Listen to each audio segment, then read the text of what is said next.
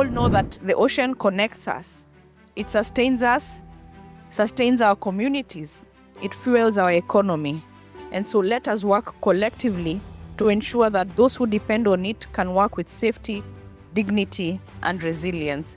We want to promote a safe and sustainable ocean economy because we believe that without safety, no economy can be sustainable.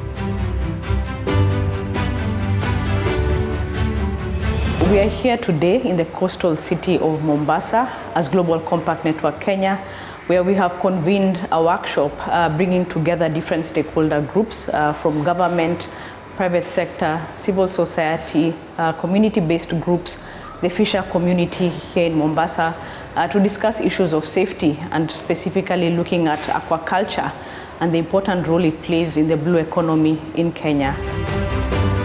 Occupational safety and health is very critical and very important in fisheries and aquaculture because it enables the workers working in those sectors to work in safe and healthy environments. From an investment perspective, safety reduces risk.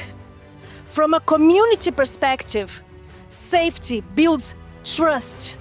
And from a moral perspective, safety is non-negotiable. For millions of families, fishing and aquaculture are the backbone of everyday life. Yet the people working in these sectors face persistent safety and livelihood challenges that we cannot ignore. We've seen unsafe vessels. We've also observed limited access to protective gear, and climate change is even introducing bigger uncertainty with rough seas, flooding, and unpredictable weather patterns which are affecting this sector. In Africa, 1 in 2 women are harassed. So up to 86% of sexual harassment cases are not reported. Globally, the work-related fatalities amounts to 2.78 million deaths annually.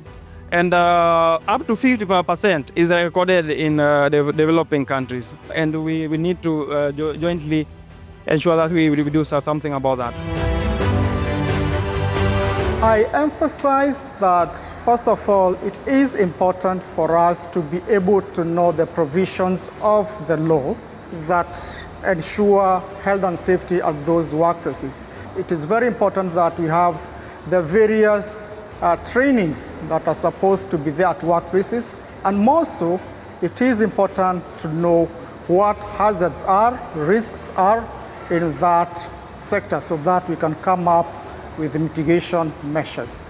Going forward, the project is going to undertake these recommendations and upscale them and take some recommendations from the community and take these considerations to a high-level kind of engagement in terms of trying to bring the recommendations and solutions, be it short-term, long-term, or medium, that can be impacted to the country.